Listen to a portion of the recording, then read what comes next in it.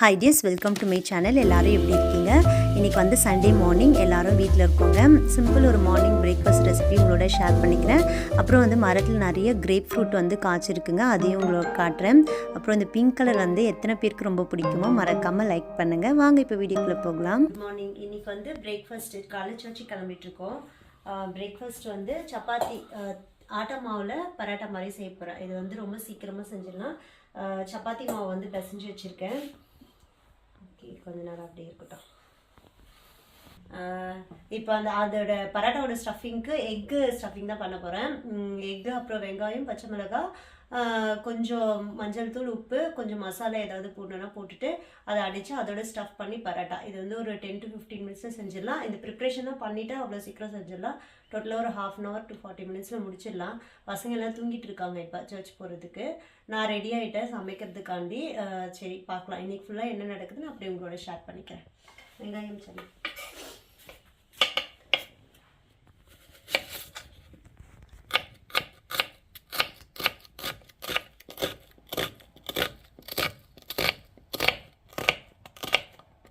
வச்சு எடுத்துருக்கோமா ரவுண்ட் ரவுண்டாக. இதை வந்து ரொம்ப தின்னாக வந்து நம்ம திரட்டி எடுத்துக்கலாம்.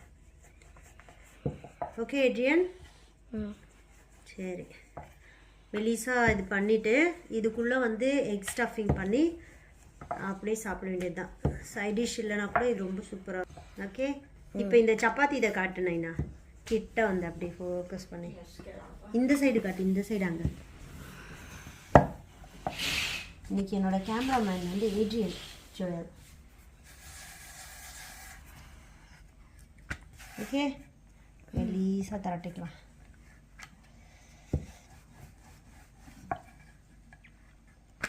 ஷேப் எது இருந்தாலும் பரவாயில்ல, ஸ்டஃபிங் போட்டு தானே பண்ண போகிறோம். So no problem.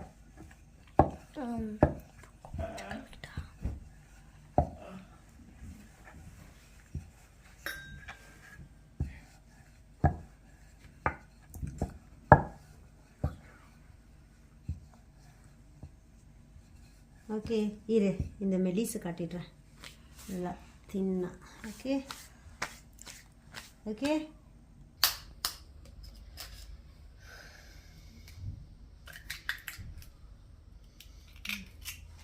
இதில் தேவையானதெல்லாம் போட்டு நம்ம கட் பண்ணிக்கலாம். எட்ரி சால்ட் ஆட் பண்ணிக்கலாம்.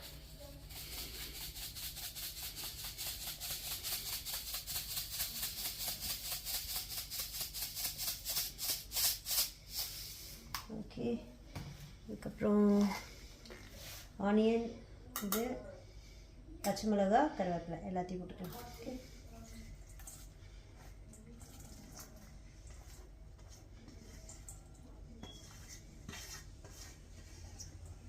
ஆனியன் கொஞ்சம் நிறைய இருக்குது. எனக்கு ஆனியன் ஃப்ளேவர் பிடிக்குன்றதுனால பண்ணுறேன்.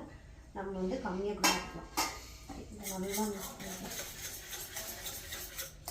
இன்னும் ஒரு முட்டை போட்டுக்கலாமா?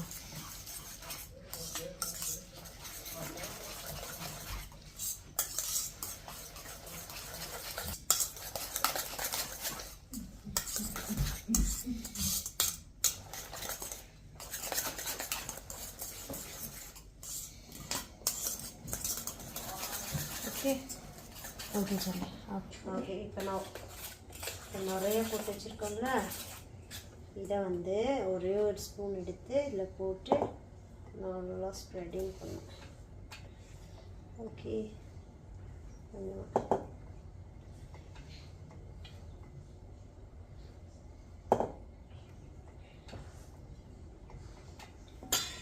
பண்ணிட்டு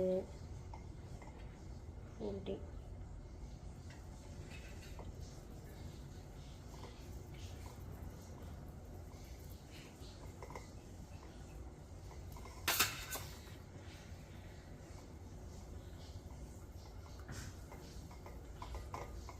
okay, take and keep it here. ஐயோ, சீஸ் போட மறந்துட்டேன். இரு சார்லி, இதில் சீஸ் போட்டுறேன்.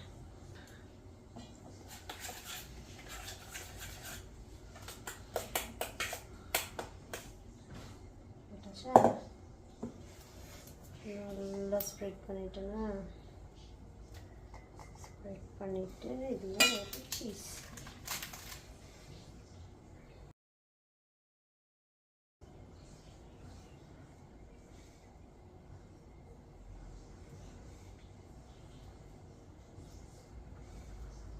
விட்டுட்டு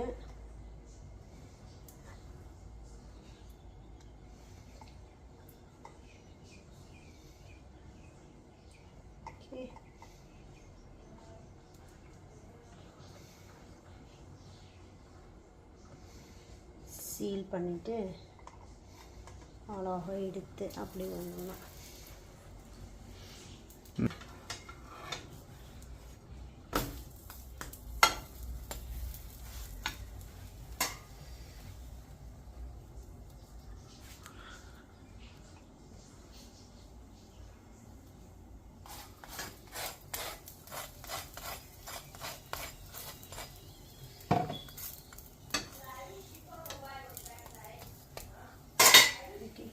சீஸ் அது ஓகே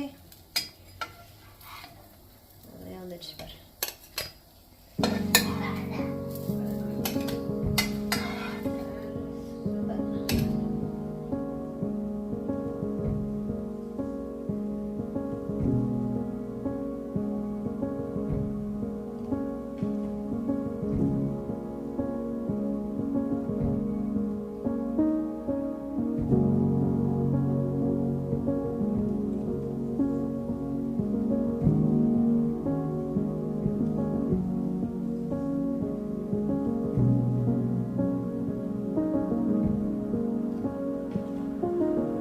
வேகட்டும் அது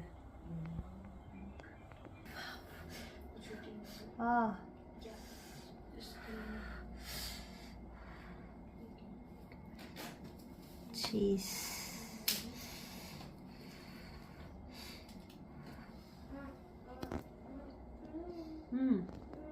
ஓகே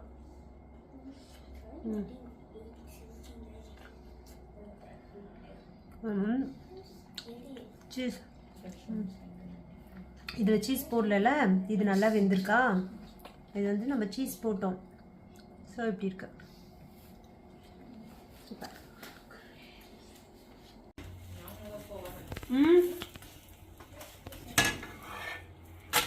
வா சூப்பர் வந்துச்சா தூக்கி இப்படி வச்சுட்டு ஃபில் பண்ணிக்கலாம்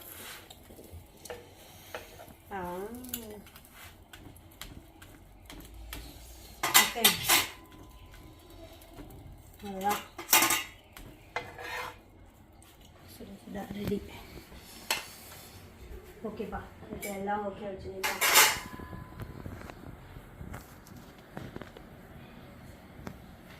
சர்ச்சுக்கெலாம் போயிட்டு வந்துட்ட பிறகு மரத்தில் இருக்கிற கிரேப் ஃப்ரூட் எல்லாத்தையும் நாங்கள் பறிச்சிட்டோங்க. இது வந்து பழுத்து கீழே கொட்டிடுது. சரி நம்ம இது என்ன பண்ணலாம், முதல்ல பறித்து வச்சிடலான்னு சொல்லிட்டு எல்லாத்தையும் பறித்து வச்சிட்டோங்க. யாருக்காவது கிரேப் ஃப்ரூட் வச்சு என்ன பண்ணுறதுன்னு உங்களுக்கு தெரிஞ்சால் கமெண்ட் பண்ணுங்கள்.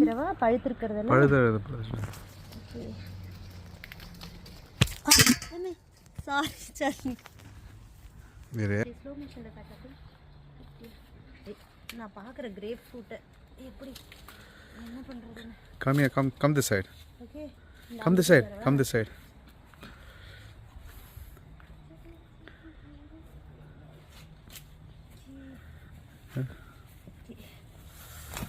செம்மையா இருக்குல்ல இது. என்ன பண்றது? பழுத்தது மட்டும் எடுத்துடலாம். இது விட்டுறலாம், இது வேண்டாம், இது எடுத்துடலாம். இது மட்டும் இப்படி எடுக்கிறேன். இது ஃபோட்டோ எடு சார்லி, இதோட வச்சு அப்படியே செம்மையா இருக்குல்ல.